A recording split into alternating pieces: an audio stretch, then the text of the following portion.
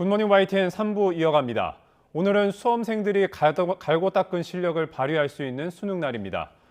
코로나19 방역 지침이 완화되면서 4년 만에 마스크 없이 시험을 치르는데요. 네, 조금 전인 아침 6시 반부터 고사장 입실이 시작됐습니다. 현장에 나가 있는 취재기자 연결합니다. 임혜진 기자. 네, 서울 용산고등학교 앞에 나와 있습니다. 네, 현장 분위기는 어떻습니까? 네, 일찍부터 고사장으로 향하는 수험생들의 발길이 이어지고 있는데요. 1, 2학년 후배들도 선배들에게 힘을 실어주러 학교를 찾아왔습니다. 한동안 볼 수 없었던 수능 응원전이 4년 만에 부활하면서 수능 분위기를 고조시키고 있습니다. 올해 수능은 방역 지침 완화로 코로나19 확진자나 증상이 있는 경우에도 일반 수험생과 같은 교실에서 시험을 치릅니다. 다만 확진자는 KF94 마스크를 착용하고 점심은 시험장에 별도로 마련된 장소에서 하도록 권고하고 있습니다. 고사장 입실은 아침 8시 10분까지입니다. 대부분 수험생이 일찍 일어나 마지막 채비를 하고 계실 텐데요. 집 나서기 전에 빠진 물건 없는지 점검하시는 게 좋겠습니다. 수험표와 사진이 있는 신분증 꼭 챙기셔야 하고요. 시험 중 시간 확인은 아날로그 시계로만 가능합니다. 스마트워치나 블루투스 기능이 있는 이어폰 등 전자기기는 반입할 수 없습니다. 부득이하게 가져왔다면 1교시 전에 전원을 끄고 제출해야 합니다. 오늘 수능 한파는 없지만 전국에 비 소식이 예보돼 있습니다. 준비물과 함께 우산도 챙기시는 게 좋겠습니다. 수험생 여러분들 그동안의 노력이 결실을 보길 바랍니다. 네, 이번에는 광주로 가보겠습니다. 네, 이번에는 광주로 가보겠습니다. 수험생 모두 열심히 준비한 만큼 좋은 결과가 나와야 할 텐데요. 네, 현장 취재기자 연결해 보겠습니다. 오선열 기자. 네, 광주 석산고등학교에 나와 있습니다. 네, 조금 전부터 시험장 입실이 시작됐는데 현장 분위기 어떻습니까? 네, 날이 밝으면서 수험생들이 하나둘 이곳 시험장으로 들어오고 있습니다. 학교 건물은 새벽부터 불을 환히 켜고 수험생들을 기다리고 있는데요. 이 광주에는 모두 38개 시험장이 마련됐습니다. 기온은 영상권으로 수능 한파 없이 조금 쌀쌀한데요. 수험생들은 옷을 따뜻하게 입고 목도리나 무릎담요도 챙기면 좋을 것 같습니다. 전국 50만 수험생 가운데 광주에선 16,089명이 수능을 치릅니다. 지난해보다 600여 명 가까이 줄었는데 학령 인구가 감소하면서 재학생은 1,050명이 줄어든 반면 졸업생과 검정고시 응시생은 322명 늘었습니다. 코로나19 방역 기준이 완화되면서 수능 예비 소집일부터 수험표를 받으러 온 수험생들을 위해 응원전이 펼쳐졌는데요. 오늘도 후배들의 응원 행렬이 이어지고 있습니다. 시험장 입실 시간은 오전 8시 10분까지입니다. 수험생이 제 시간에 도착할 수 있도록 다양한 교통 대책들이 마련됐는데요. 광주광역시는 공공기관 출근 시간을 1시간 늦추고 시험장을 거치는 시내버스 노선을 등교 시간 전에 집중적으로 배차했습니다. 수험표를 분실하거나 시험장 착오 등 돌발 상황이 발생하면 경찰의 도움을 받는 것도 좋은 방법입니다. 많은 수험생이 부모님 차나 택시를 타고 시험장에 도착할 텐데 입구 200m 이내에선 차량 출입이 통제되는 점 유의해야 합니다. 시험장 입실 전에 혹시나 소지 불가 물품을 갖고 있진 않은지 꼭 확인하시고 올해 수능 좋은 결과 있길 바랍니다. 지금까지 광주 석산고등학교에서 YTN 오선열입니다. 네, 오늘 수능을 치르는 학생들 가운데는 백발이 희끗희끗한 만학도들도 있습니다. 네, 영문학도를 꿈꾸는 84살 여고생 등 늦가기 수험생을 격려하는 열띤 응원 현장을 윤태인 기자가 다녀왔습니다. 미술 수행평가 발표가 한창인 고등학교 수업 시간. 폐품을 이용해 만든 액자를 들고 사진도 끼워 넣습니다. 발표하는 학생들은 40대부터 80대까지 다양한 나이대의 여성들. 나이는 조금 많아도 대학 진학을 준비하는 어엿한 고3 수험생입니다.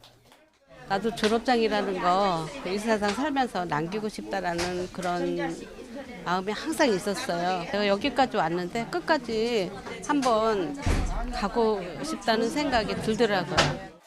수능을 앞두고 후배들은 물론 이미 학교를 졸업한 선배들도 응원의 발걸음을 아끼지 않았습니다.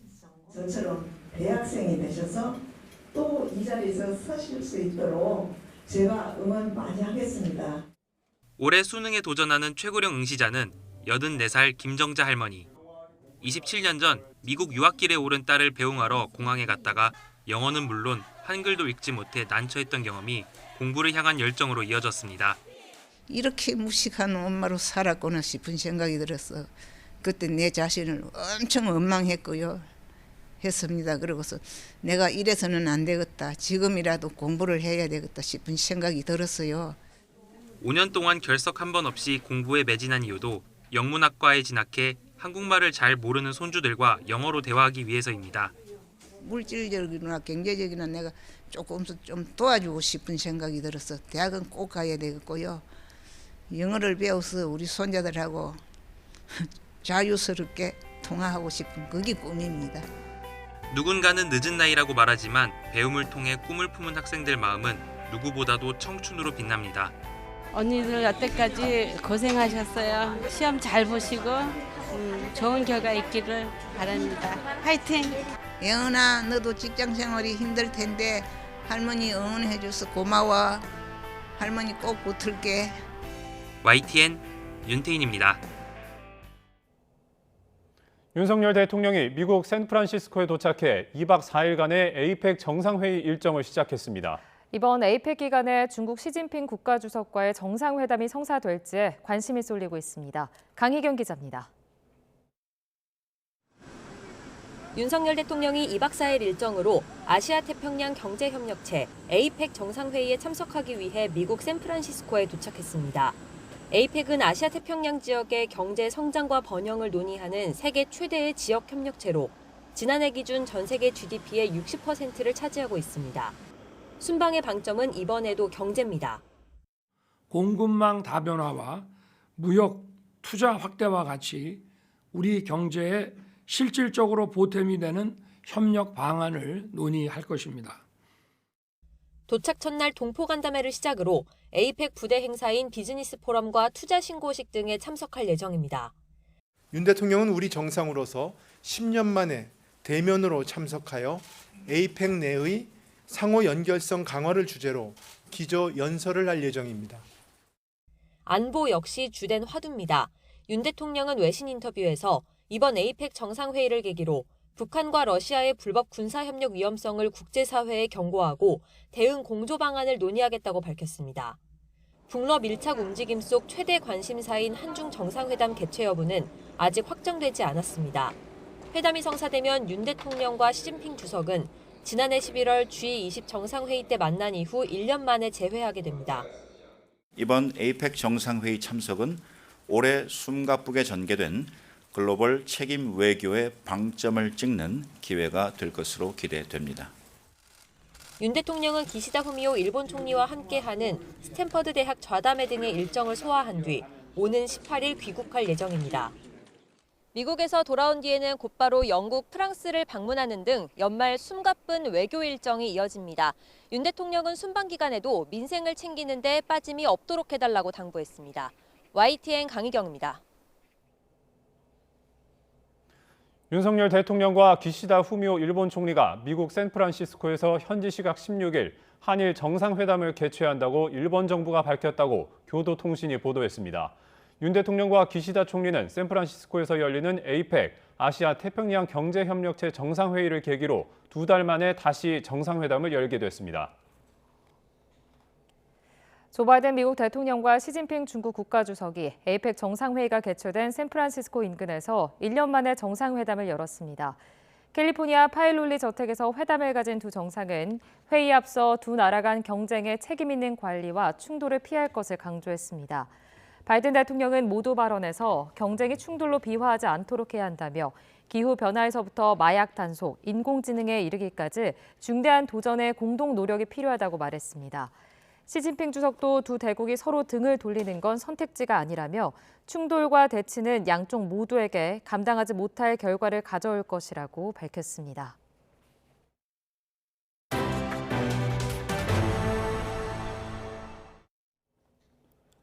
국민의힘과 서울시가 서울과 인접도시를 합치는 이른바 메가시티를 조성할 때 행정적, 재정적 불이익을 줄이기 위한 완충기관을 두고 농어촌 특례전형 폐지도 일정 기간 유예하는 방안을 검토하기로 했습니다.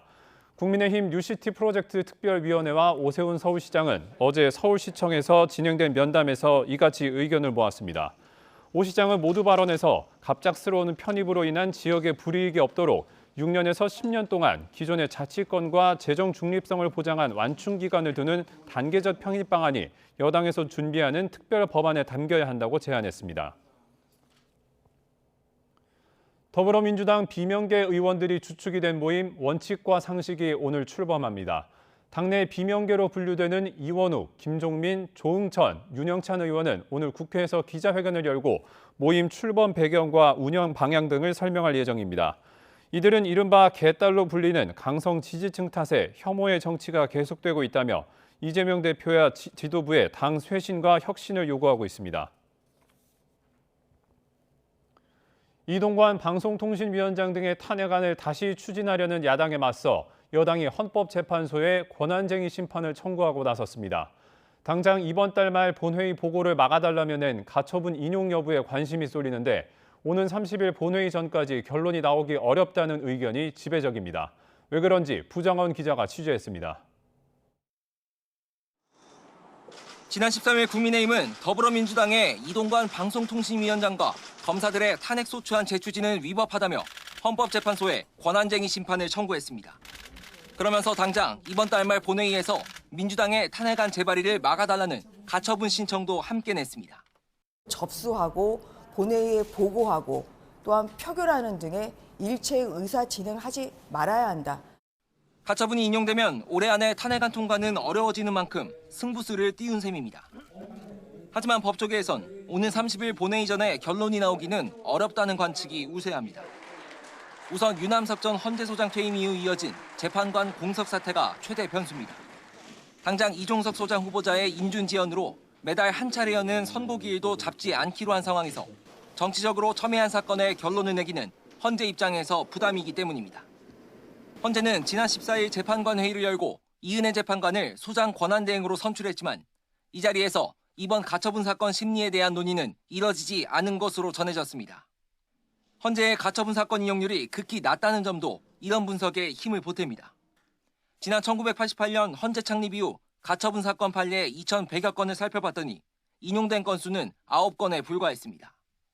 헌재 사건은 양 당사자가 다투는 일반 민사재판과는 성격이 다르기 때문인데 과거 전례를 봐도 정치적 사안에서 가처분이 인용된 경우는 드물었습니다. 최근 사례로는 이른바 검수완박법 권한쟁의 심판이 대표적입니다.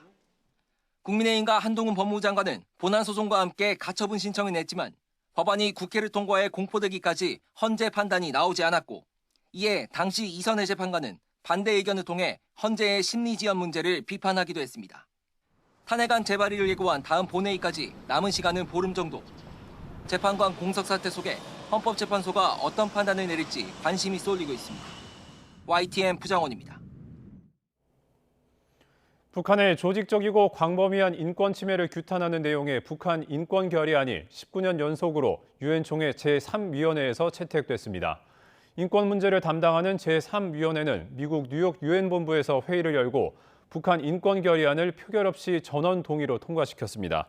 최근 국경 간 이동 재개에 따른 중국 내 탈북민 강제 송환 금지를 촉구하는 내용을 추가한 이번 결의안은 다음 달 유엔 총회 본회의에 상정될 예정입니다. 북한은 유엔 제3위원회에서 북한 인권 결의안이 채택된 데 대해 탈북민을 인간 쓰레기로 매도하면서 거세게 반발했습니다. 김성 주 유엔 북한 대사는 북한 인권 결의안이 상정되자 조작된 내용의 문서를 매년 제출하는 것은 미국의 도발이자 음모라고 주장했습니다. 또 결의안에 인간 쓰레기들의 허위 증언이 담겼다며 이들은 조국에서 범죄를 저지른 뒤 가족을 버리고 도주한 자들이라고 강조했습니다. 가자지구 알시파 병원을 급습한 이스라엘군은 병원에서 하마스 작전본부와 무기 등을 발견했다고 주장했습니다. 민간인 안전 보장 등에 신경 쓰는 모습이지만 병원을 공격했다는 국제사회 비판이 잇따르고 있습니다. 류재복 기자입니다. 이스라엘군이 급습한 가자지구 알시파 병원의 MRI 센터입니다. 종이 상자 안에서 기관총과 탄창이 발견됩니다. 군화와 슈루탄 등 각종 무기도 찾아냈습니다. 다른 방에서는 노트북과 디스크 등 작전 본부로 사용한 증거물이 나왔습니다. And a few of the most interesting things that we have found totally confirm, without any doubt, that Hamas systematically uses hospitals in their military operations in violation of international law. 이스라엘은 알-시파 병원에 진입한 군인들이 구호 물품과 의료 장비 등을 나르는 모습도 공개했습니다. 신생아 보호 등을 위해 인큐베이터도 지원했다고 밝혔습니다. 병원에 진입한 뒤 하마스와 충돌은 없었다며 민간인 보호에 신경 쓰는 모습을 보였습니다. 하지만 유엔을 비롯한 국제기구들은 비판을 쏟아냈습니다. 병원에 군사적 공격이 있었다는 사실에 경악했다며 의료진과 환자 안전을 걱정한다고 밝혔습니다. Under international humanitarian law, health facilities, health workers, ambulances, and patients must be safeguarded and protected against all acts of war. 미국은 이스라엘군의 알-시파 병원 공격을 승인하지 않았다고 밝혔습니다. 미국 백악관은 이스라엘군의 독자적 작전이라는 점을 강조하며 환자와 의료진은 최대한 보호돼야 한다고 덧붙였습니다. YTN 유재복입니다. 국내 배터리 제조기업들이 잇따라 해외 사업 규모를 축소하면서 숨고르기에 들어갔습니다. 세계적인 전기차 수요 부진에 영향이 컸는데 급성장하던 시장이 과도기에 접어들었다는 분석이 나옵니다. 김태민 기자의 보도입니다. 국내 배터리 제조기업들의 사업 확장세가 주춤하고 있습니다. LG 에너지 솔루션은 최근 미국의 포드와 함께 준비하던 튀르키예 현지 합작 공장 설립 계획을 9달 만에 취소했습니다. 생산 설비까지 새로 늘려 배터리를 더 만드는 건 지금 당장 필요하지 않다는 판단에서입니다. LG 에너지 솔루션은 기존 생산 시설에서 동일한 상용 EV 모델에 탑재될 배터리 셀을 공급할 예정이며 양사는 앞으로도 오랜 비즈니스 관계를 확장해 나갈 예정입니다. SK온도 미국 현지 공장의 배터리 생산 규모를 줄일 계획입니다. 미국 조지아 공장의 생산 라인 가동 일정을 조정하면서 일부 직원에 대해서는 휴직 조치에 들어가기로 한 겁니다. 일부 생산 근로자를 대상으로 일시적 무급 휴직을 실시했습니다. 최근 전기차 업계가 숨고르기에 들어감에 따라 라인 가동 인력을 탄력적으로 운영하자는 차원입니다.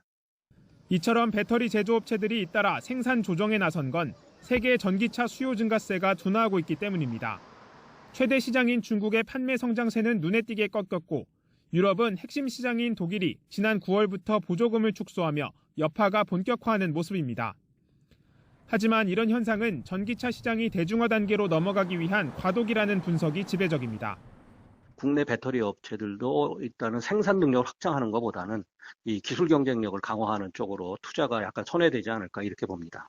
탄소 중립을 달성해야 되기 때문에 결국에 전기동력 자동차의 보급밖에는 없다고 지금 보고 있습니다.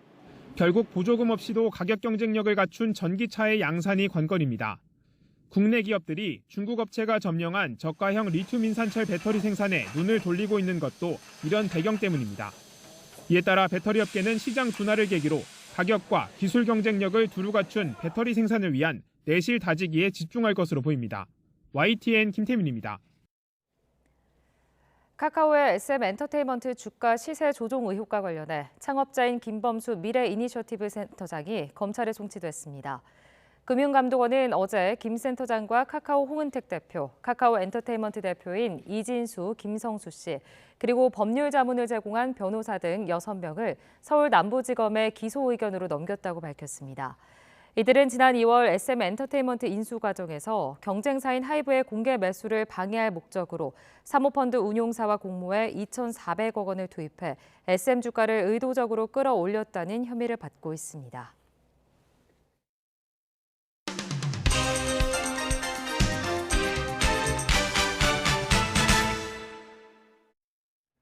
11월 16일 목요일입니다. 굿모닝 브리핑 시작합니다. 드디어 오늘 대학 수학 능력 시험이 치러졌습니다. 전국 1,200여 시험장에서 50만 4천여 명이 응시하게 됩니다. 수험생들은 수험표와 신분증을 지참해서 8시 10분까지 입시를 해야 하니까 이제 정확히 1시간하고도 30초가 남았습니다. 이번 수능은 4년 만에 노 마스크로 치러지게 되는데 코로나 확진자도 일반 수험생과 같은 시험장에서 시험을 치르게 됩니다. 또 올해의 수능은 N수생 비율이 역대 두 번째로 높은 시험인데요. 35.3%에 달하는 것으로 나타났습니다. 이번 수능은 과연 킬러 문항이 빠지면서도 적절한 난이도와 변별력을 갖추는지에 그 관심이 집중되는데 이를 위해서 25명의 공정수능 출제점검위원회가 추가 가동됐습니다. 한편 한국일보에는 보시는 것처럼 올해 수능 시험을 치르는 만학도 수험생들의 사진과 사연이 소개돼 있는데요. 그중 가운데 보이는 수험생이 이번 수능 최고령 응시자인 84세 김정자 씨입니다. 앞서 리포트로도 전해드렸는데 미국에 사는 손주들과 영어로 대화하기 위해서 공부를 한다고 합니다. 오늘 수능 시험도 잘 보고 목표도 꼭 이루기를 바라겠습니다. 자, 다음은 조선일보 일면 기사 보겠습니다. 장관도 방역에 나서는 빈데믹이라는 제목이죠. 빈대 확산에 대한 공포가 커지면서 빈대 포비아를 넘어서 빈데믹이라는 말까지 나오고 있습니다. 서울의 경우 현재 방역을 마친 업소 입구에는 빈대 제로 시설이라는 스티커를 붙이기도 하고요. 이게 마치 코로나 제로 스티커를 연상케 한다는 반응이 나옵니다. 또 확진자 현황을 알려주던 코로나 지도처럼 빈대 신고 현황을 알려주는 빈대 맵도 개발이 됐습니다. 빈대를 잡기 위해 살충제 판매가 급증하고 있지만 이번 확산을 보면서 기존 살충제의 내성을 가진 슈퍼빈대가 등장한 것 아니냐는 분석도 나오고 있습니다. 자, 그러면 살충제가 아닌 무엇으로 빈대를 잡을 수 있느냐? 기사에서는 빈대의 유일한 약점이 열이라고 했습니다. 50도 이상의 고온에서 생존하지 못하기 때문에 고온 스팀이 효과적이라고 했고요. 바람에 날아가지 않는 곳이라면 고온의 헤어 드라이기 역시도 효과를 발휘할 수 있다고 합니다. 한편 동아일보에는 빈대 확산으로 인해서 동묘 중고시장과 플랫폼 등에서도 중고시장 거래가 줄어드는 분위기라는 기사도 함께 실려 있었습니다. 자, 다음은 중국 단체 관광 내용을 다룬 한겨레 기사 보겠습니다. 중국이 한국 단체 관광 여행을 허용한 건 지난 8월입니다. 그 후 8월과 9월 중국인 관광객은 작년 같은 기간에 비해서 8배 이상 늘어난 52만 명으로 집계됐습니다.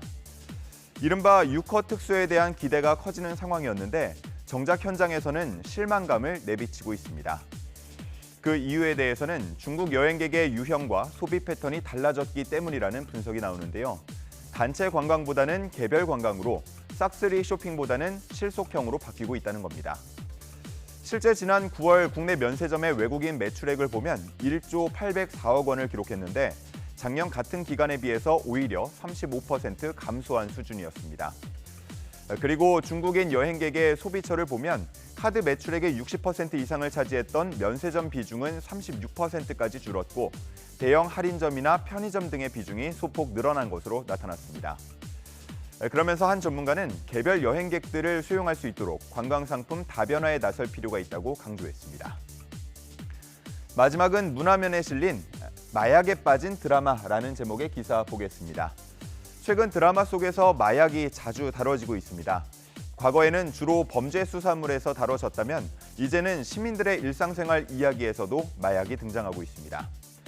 마약으로 만든 쿠키를 먹고 집중력이 향상돼 성적이 오르자 중독이 됐다거나 청소년 학생이 마약 영업상으로 운반책으로 활동한다는 설정이 등장합니다.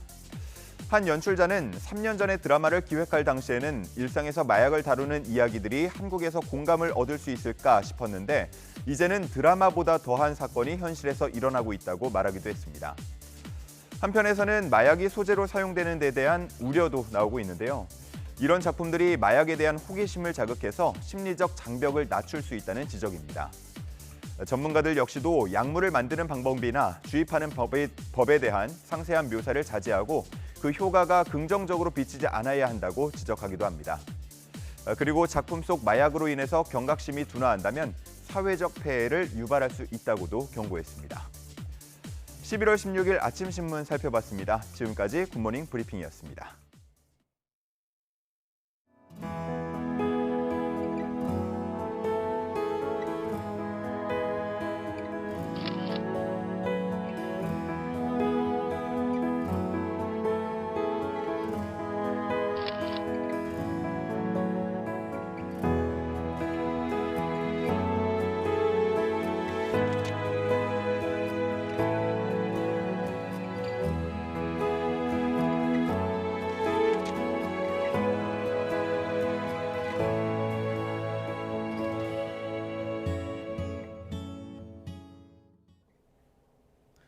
바다를 건너 영국으로 들어오는 난민 신청자들을 아프리카 르완다로 보내려던 영국 정부의 계획에 제동이 걸렸습니다. 영국 대법원은 르완다가 안전한 제3국이 아니라며 난민 신청자를 르완다로 보내는 것은 위법이라고 판결했습니다. 기정훈 기자입니다. 영국 정부는 지난해 4월 영연방인 르완다 정부와 난민 이송 협약을 맺었습니다. 영국이 영불 해협을 건너온 난민 신청자를 르완다로 보내 망명 심사를 받게 하고 르완다에 1억 2천만 파운드, 우리 돈 1,900억 원 정도를 지급한다는 내용입니다. 그러나 영국 대법원은 이 계획이 위법하다고 판단했습니다. 르완다는 안전한 곳이 아니라는 게 그 이유입니다. The changes needed to eliminate the risk of refoulement may be delivered in the future, but they have not been shown to be in place now. The Home Secretary's appeal is therefore dismissed. 르완다에서 난민 심사를 통과하지 못하면 다른 이민 절차를 밟거나 추방되는데 탈출한 본국으로 보내질 가능성이 있다는 겁니다. 지난해 12월 고등법원의 합법 판결 후 지난 6월 항소법원에서 뒤집힌 것을 대법원이 인정한 겁니다. 난민 막는 것을 핵심 과제로 꼽아온 순핵 총리는 발등에 불이 떨어졌습니다. 순핵 총리는 법원이 불법 이주민을 안전한 제3국으로 보내는 것이 정당하다는 것을 확인했다면서 안전 확보를 위해 긴급 입법을 추진하겠다고 밝혔습니다. This will provide a guarantee in law that those who are relocated from the UK to Rwanda will be protected against removal from Rwanda, and it will make clear that we will bring back anyone if ordered to do so by a court. 또 불법 체류할 수 없다는 것을 알게 되면 오지 않을 것이라며 불법 입국자의 해외 이송을 계속 추진할 것임을 내비쳤습니다. 르완다 정부도 르완다가 안전한 제3국이 아니라는 판단은 문제라면서 난민에 대한 모범적 처우와 국제 의무 준수를 유엔 난민기구 등도 인정했다며 유감을 표명했습니다. 블룸버그 통신에 따르면 올해 보트를 타고 영불 해협을 건너온 불법 이주민은 2만 6천여 명으로 지난해 같은 기간보다 30%가량 줄었습니다. YTN 기종훈입니다. 프랑스 법원이 민간인에게 화학 무기를 사용한 혐의로 바샤르 알 아사드 시리아 대통령에 대해 체포영장을 발부했다고 로이터 등 외신들이 보도했습니다. 파리 사법법원은 현지 시각 14일 아사드 대통령에 대해 반인도 범죄와 전쟁 범죄 공모 혐의를 적용해 체포영장을 발부했습니다. 또 아사드 대통령의 동생이자 제4기갑 사단장인 마헤르 알 아사드 등 시리아 고위 인사 3명에 대한 체포영장도 함께 발부했습니다.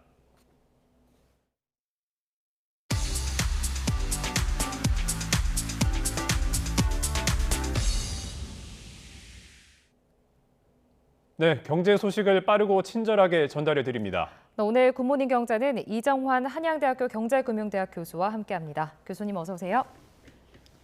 네, 교수님, 정부가 신규 택지를 이번에 선정을 했잖아요. 총평을 좀 말씀해 주시죠. 일단 5개의 지구에 선정을 했습니다. 지금 경기 구리, 오산, 그리고 용인, 청주, 제주 이렇게 선정을 했는데 기본적으로 이 선정 자체는 이제 산업에 밀접한 데를 일단 선정했다라고 말씀드릴 수 있을 것 같습니다. 일단 오산하고 용인 이 부분은 흔히 말하는 지금 용인 반도체 클러스터랑 굉장히 밀접한 지구고요. 그다음에 이제 GTX 같은 것들이 연결되어 있는 사업이라 결국은 산업단지 배후지에 주택지를 건설한다라고 보시면 될 것 같고 구리토평 같은 경우에는 어떻게 보면 서울의 근교 굉장히 가깝죠. 가까운 데에서 이제 서울에 대한 주택 수요를 조금 옮기는 이런 과정이라고 보시면 될 것 같습니다.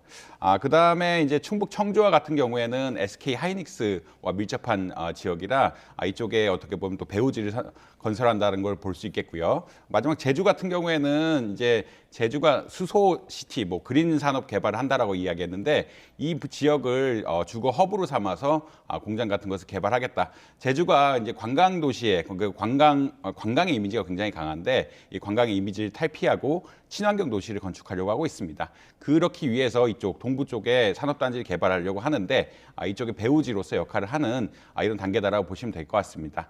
그래서 아까 말씀드린 것처럼 전반적으로는 산업단지와 굉장히 밀접한 관련들이 있다. 용인 반도체 클러스터, 하이닉스, 그다음에 이제 제주의 어떤 산업단지랑 관련이 있고요. 그다음에 구리토평 같은 경우에는 입지가 좋다 보니까 이제 서울의 어떤 주택 수요를 좀 옮기려는 이러한 역할을 하고 있다라고 보시면 될 것 같습니다. 지금 윤석열 정부의 3번째 신규 공공택지 발표거든요. 그런데 이제 고금리 그리고 시공비 상승으로 내년 이후에 주택 공급 부족 우려가 안 그래도 지금 커지고 있는 상황인데 당장에 좀 그 우려가 해소될 걸로 보십니까? 사실 이제 당장의 해소는 좀 어렵다고 보고요. 이제 주택 공급이 안 되고 있다는 것은 뭐 최근에 인허가가 작년에 비해서 반밖에 안 되고, 그다음에 이제 진짜 시공 같은 것은 한 20%밖에 안 된다라는 얘기들이 굉장히 많이 나오고 있습니다. 네. 그것은 사실 아무래도 주택이란 것은 분양이 제일 중요한데, 아무래도 고금리다 보고, 특히나 최근에 이제 공사비가 한 30%까지 올랐다라고 이야기를 많이 합니다. 그러니까 코로나 시작에 비해서 뭐 2023년 기준으로 봤을 때는 공사비가 30%까지 올리면서 단가는 올라갔는데 분양성이 좀 불안한 경우에는 사실은 이른바 이제 건축 사업을 하기가 굉장히 어렵거든요. 특히나 민간에서 이런 공급을 하려고 그러면 아까 말씀드린 대로 분양성이 중요한데 조금 고금리 때문에 좀 위태위태한 상황이다. 또 부동산 PF들이 기존에 벌려놓은 것들이 있어서 이것을 처리해야 되는데 이거 역시 좀 불안한 상황이기 때문에 민간 공급이 좀 어려운 상황인 건 맞습니다. 그렇기 때문에 2024년, 2025년 특히 이제 주택 공급이 부족하지 않을까라고 많이들 예측을 하고 있고요. 그렇기 때문에 이제 지금 어떻게 보면은 세 번째 택지 분양 지구를 택지 개발 지구를 이야기하면서 공급에 대한 논의를 하고 있다라고 보시면 될 것 같습니다. 그렇지만 아무래도 지금 이게 택지 개발 지구로 지정이 된다고 할지라도 그다음에 보통 수용을 하고 인허가 받고 인허가 이후에 또 공사를 해야 되기 때문에 이 지금 지정된 것은 한 뭐 짧게는 6, 7년, 뭐 길게는 10년까지 보는 작업이긴 하거든요. 그렇다는 이야기는 단기간에 어떻게 주택 공급 우려를 해소하기는 어렵다라고 뭐 일단 말씀드릴 수 있겠습니다. 그럼에도 불구하고 지금 이것을 해야 되는 것은 결국 사람이 주택을 사는 것은 단기의 이슈이기도 하지만 장기의 이슈이기도 하거든요. 결국 올해 꼭 안 사더라도 그리고 추후에 이게 집이 많이 공급될 것이라는 기대감이 있으면 굳이 올해를 안 사고 임대나 뭐 전세 같은 것을 들어가면서 사람들이 주택 생활, 주거 생활을 할 수가 있기 때문에 지금부터 많이 이제 주택 공급을 하겠다라는 시그널을 정확하게 주고 이것을 우리가 계획대로 이행하겠다라는 시그널을 주는 거는 굉장히 중요한 이슈라고 생각을 하고 있습니다. 이 말씀하신 대로 보면 이 2030년 이후에나 좀 사업이 가시화될 것으로 좀 보이네요. 교수님께서 말씀하신 대로라면. 지금 보면 3기 신도시 등 그동안에 계획됐던 공급 계획도 지체가 되는 상황입니다. 이번 택지 부족보다도 계획 물량이 일정대로 안 나오는 게 더 큰 문제가 아니냐 이런 지적이 있는데 교수님께서는 어떻게 생각하십니까? 사실은 아까 말씀드린 거 비슷한 내용이라고 할 수 있겠습니다. 이제 공급이 정확하게 스케줄들이 나와야 사람들이 집을 살 시점을 정하거든요. 그러니까 집이란 것은 거의 생애 한두 번밖에 뭐 많이 산다라고 뭐 더 살 수도 있지만 생애 한두 번 사는 굉장히 중요한 결정이고요. 굉장히 중요한 결정이기 때문에 가격, 입지, 교통 모든 것을 평가하면서 사실 살 수밖에 없습니다. 그렇기 때문에 공급이 올해 얼만큼, 내년 얼만큼, 내후년 얼만큼이니까 내가 전세 계약을 몇 년 이상 살고 이때 분양하면 신청을 해서 내가 들어가겠다라는 사실 플랜이 나와야 되거든요. 이런 플랜을 줘야 되는데 사실 최근에 이제 3기 신도시가 조금 늦어지고 있다라는 이야기를 많이 하고 있습니다. 3기 신도시가 뭐 특히나 이제 토지 수용 과정에서 좀 시간이 걸리면서 1년, 2년씩 늦춰지는 것이 아니냐. 그래서 뭐 2024년, 뭐 좀 빠르면 2025년쯤에 공급을 하려고 그랬는데 최대한 빨라도 2026년, 뭐 늦는 데는 2028년부터 시작하겠다라는 이야기들이 나오면서 좀 속도가 늦어진 게 아니냐라는 우려가 계속 나오고 있고요. 그렇기 때문에 계획대로 이행하는 것들, 계획대로 이행하도록 최대한 정부가 노력하는 것들, 그리고 아까 말씀드린 대로 민간에서 지금 공급이 굉장히 부족할 수밖에 없는 상황이거든요. 민간은 분양성이 중요한 것이고 분양성 자체가 공급 가격 인상, 그리고 고금리로 인해서 굉장히 안 좋아진 상태이기 때문에 정부에서 적극적으로 이런 토지 공급에 대한 시그널을 주고 개발에 대한 시그널을 주고 그리고 주택을 살 수 있는 시점이 언제인지의 시그널을 확실하게 주면서 단기적으로 주택 수요가 늘면서 가격을 폭증시키는, 그리고 또 한번 가격이 폭등하게 되면은 가라앉지가 잘 않습니다. 특히나 이제 수도권 같은 지역은 늘 집값이 올라간다라는 기대감들이 있기 때문에 단기적으로 한번 가격이 올랐을 때 또 가격을 가라앉히려면은 굉장한 어떤 시간이 걸리거든요. 그렇기 때문에 이제 공급 관리를 철저하게 하고 그다음에 이제 이런 공급을 뒷받침하기 위한 인프라, 교육 인프라라든지 교통망 인프라들을 제대로 갖춰가지고 안정적으로 주택을 살 수 있다. 그리고 늘 원하면 내 원하는 시점에 주택을 언제든지 공급받을 수 있다라는 이런 기대감을 심어주는 게 가장 중요하다고 말씀드릴 수 있겠습니다. 이번 발표가 서울 인접 지역이 일부 포함이 됐잖아요. 그러면 해당 지역의 집값에는 뭐 단기적으로 어떤 영향을 미칠 것으로 보세요? 당연히 이제 그 토지 개발이 이루어지면은 인프라가 개발이 되고요. 교통망이 개발이 돼야 되기 때문에 그 지역에 뭐 어떻게 보면 주택 가격 같은 것은 조금 올라갈 수밖에 없는 상황이다라고 보시면 될 것 같습니다.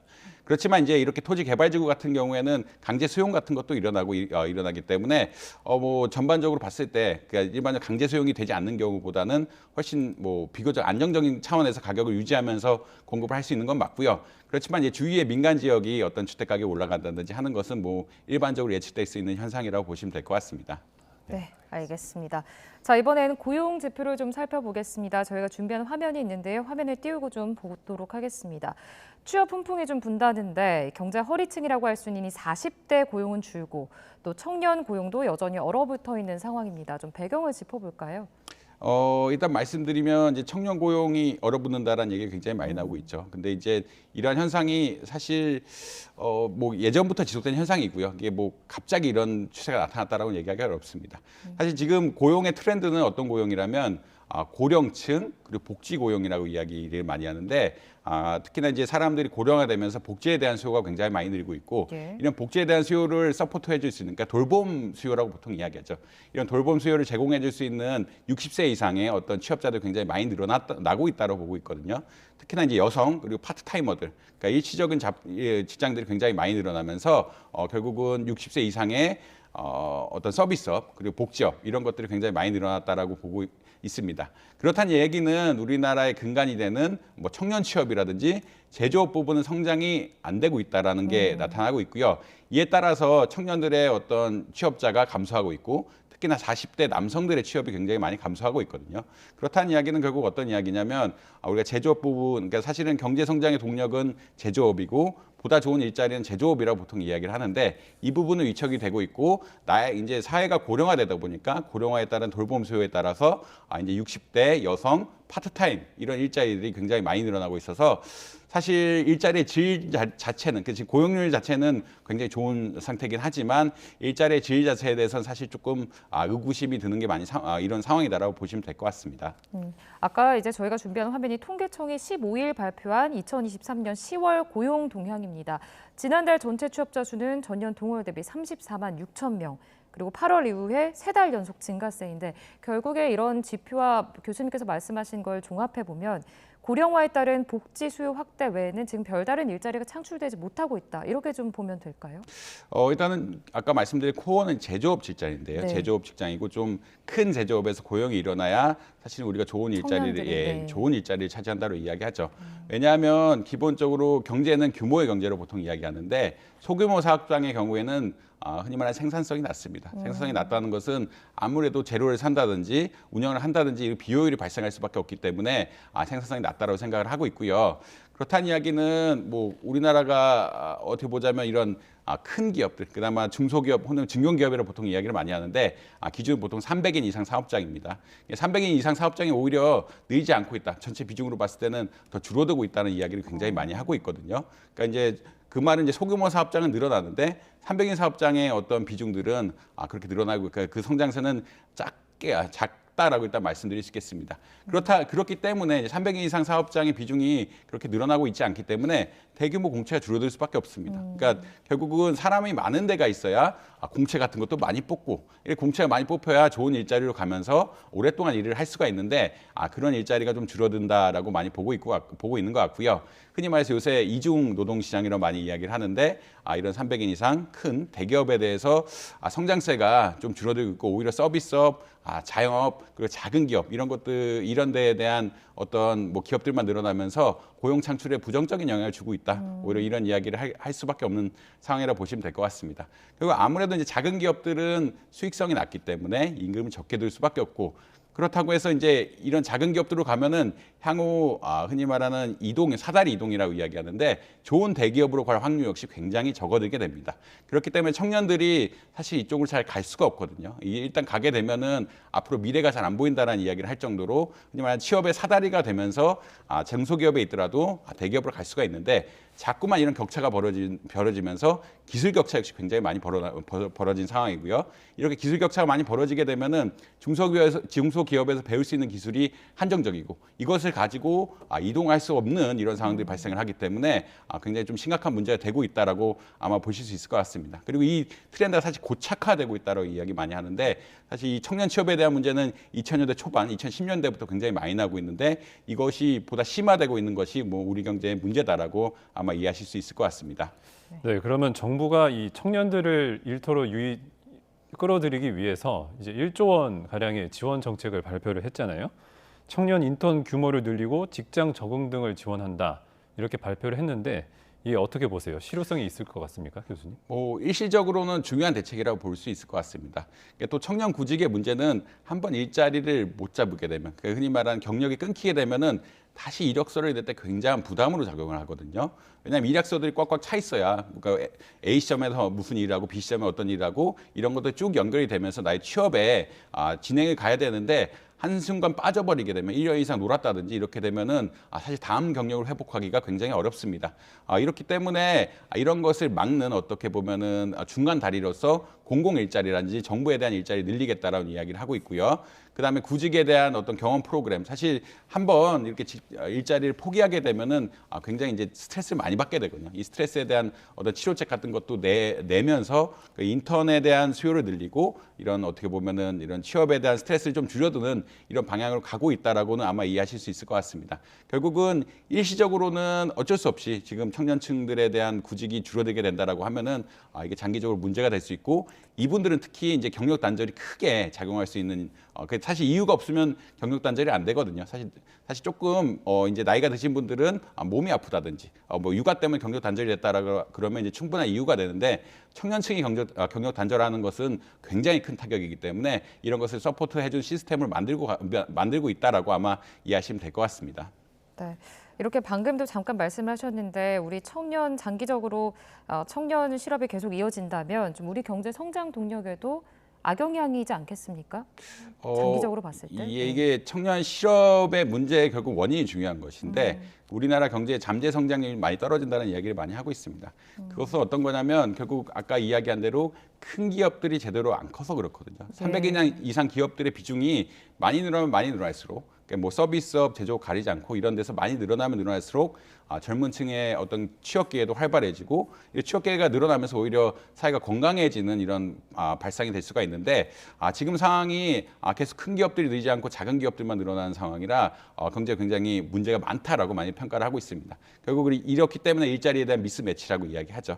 큰 기업에서 일을 해야 장기적으로 좋은 직장을 갖고 보너스도 많이 받고 하는데 자꾸 이제 작은 기업에 대한 일자리들만 나오니까 이게 문제가 되고 있습니다. 그렇기 때문에 결국은 정부의 방향성 자체가 오히려 이제 청년 어떤 고용이라는 것은 이러한 것의 현상이고요. 아무래도 큰 기업이 나오지 않으면은 계속 청년 고용의 문제는 일어날 수밖에 없다는 것을 어떻게 보면 인지를 하고 결국 기업을 키우는 정책으로 가야 되는 게 사실 원론적인 정책이다라고 보시면 될 것 같습니다. 물론 지금 일시적으로 이런 청년 일자리, 청년 인턴제를 고용하는 것은 타당한 일이긴 하지만 근본적으로는 큰 기업들, 그러니까 300인 이상 기업들이 늘어나야 우리나라가 이제 일본이나 미국에 비해서도 300인 이상 기업 비중이 굉장히 낮거든요. 이 기업들의 비중을 높여야만 이런 청년 고용을 늘릴 수 있고 일자리 문제를 해결하고 사회복지라든지 뭐 연금 문제라든지 노후 문제까지 해결할 수 있는 이런 근본적인 체계다라고 아마 이해를 하시는 게 빠르지 않을까. 결국은 청년 고용 문제란 것은 문제를 발생시키는 원인이 분명하고요. 기업이 안 커서라는 이런 문제가 분명하고 이런 것을 더 어떻게 보면 육성시키기 위해 다양한 노력을 하는 게 사실 맞을 것이다라고 보고 있습니다. 네, 알겠습니다. 이제 밤사이 뉴욕 증시 얘기도 좀 해볼게요, 교수님. 이 전날에 이어서 상승 흐름을 이어갔잖아요. 이게 소비자 물가 발표에 이어서 도매 물가 상승률도 둔화가 된 게 영향을 미쳤다라는 그 평가가 나오는데 이게 어떤 기제로 작용을 한 겁니까? 결국은 이제 생산자 물가 지수가 예측보다 좀 더 떨어졌다라고 이야기하고 있는데 그 생산자 물가 지수는 보통 소비자 물가 지수를 선행한다라고 이야기하거든요. 그러니까 생산자 물가 지수가 기대보다 더 떨어졌다는 이야기는 죄송합니다. 기대만큼 안 올랐다는 이야기는 결국은 예상보다 인플레이션 압력이 좀 줄어들고 있다라고 보시면 될 것 같고 이것들이 결국은 향후 인플레이션 흐름에 긍정적인 영향을 미칠 것이다라고 볼 수 있을 것 같습니다. 그러니까 인플레이션 흐름에 긍정적인 영향을 미친다는 것은 결국은 결국은 미국의 어떤 기준금리가 예측보다는 조금 더 빨리 떨어질 수 있는 이런 상황이 발생할 수 있다. 그렇다면 긴축적 통화 정책이 좀 줄어들게 되면은 아무래도 주식시장에는 긍정적인 영향을 할 수 있다라고 보시면 될 것 같습니다. 그 다음에 이제 어떻게 보자면 이런 것들하고 이제 어제 소비 판매 지수가 나왔는데 소비 판매 지수 역시 이제 생각보다 안 좋았거든요. 생각보다 안 좋았다는 이야기는 이제 어떻게 보면 경기 침체, 경기 하락이 미국 연준이 의도한 대로 좀 되고 있는 것이 아니냐. 결국 경기가 너무 좋으면 수요가 일어나게 되고 수요가 일어나게 되면 임금이 늘어나게 되고 임금이 늘어나게 되면 또 물가가 오르는 부정적인 사이클을 끊는 이런 것들이 나타나는 것이 아니냐라는 일종의 긍정적인 시그널을 받아들이면서 뭐 주가는 조금 오르는 이런 상황이 발생하고 있다라고 이해하시면 될 것 같습니다. 네, 알겠습니다. 오늘 굿모닝 경제는 여기까지 듣겠습니다. 지금까지 이정환 한양대학교 경제금융대학 교수와 함께했습니다. 교수님 감사합니다. 고맙습니다.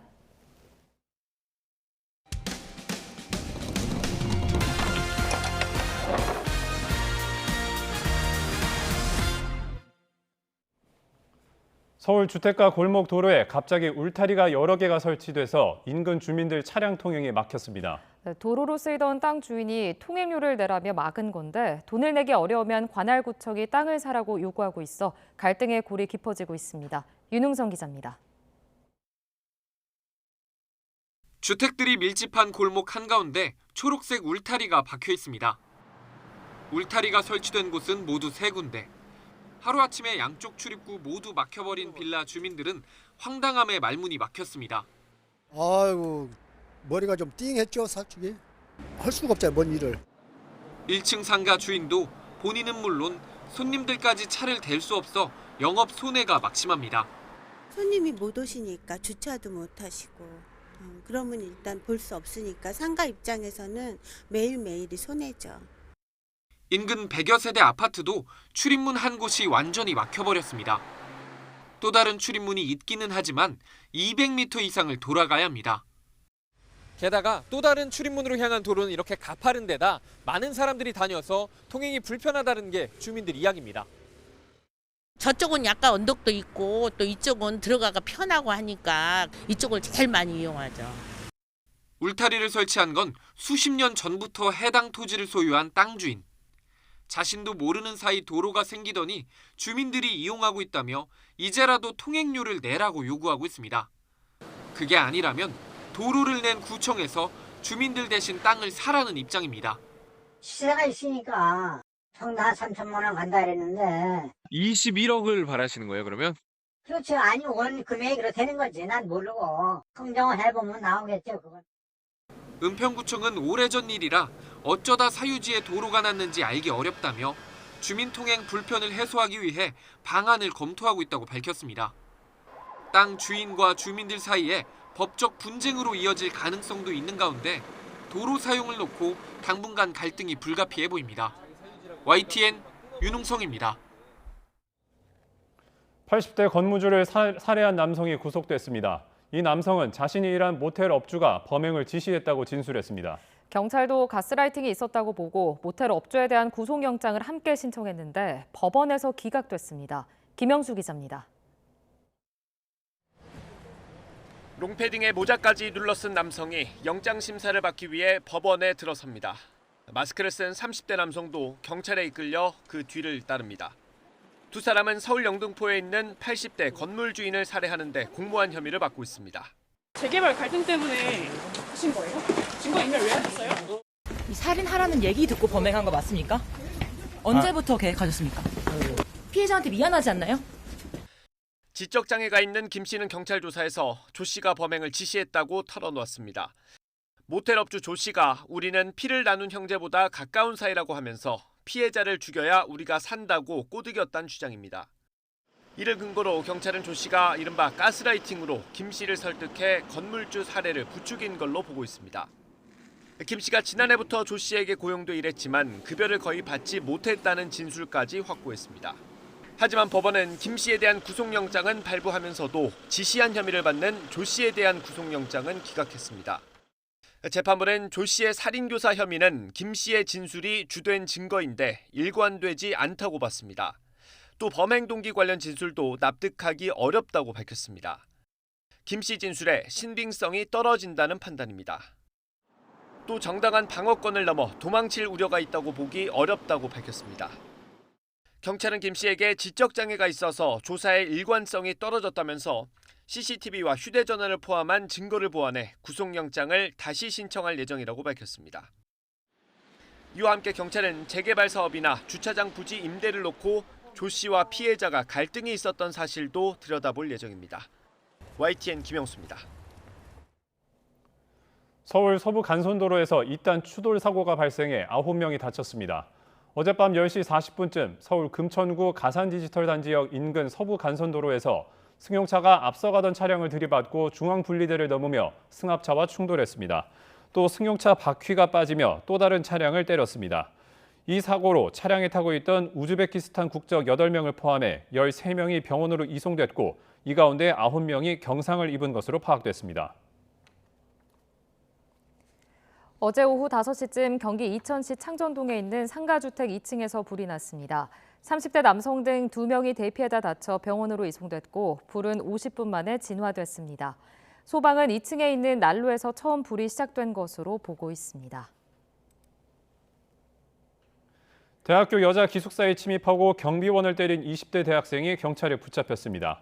서울 광진경찰서는 주거 침입과 폭행 혐의로 20대 남성 A씨를 입건해 조사하고 있습니다.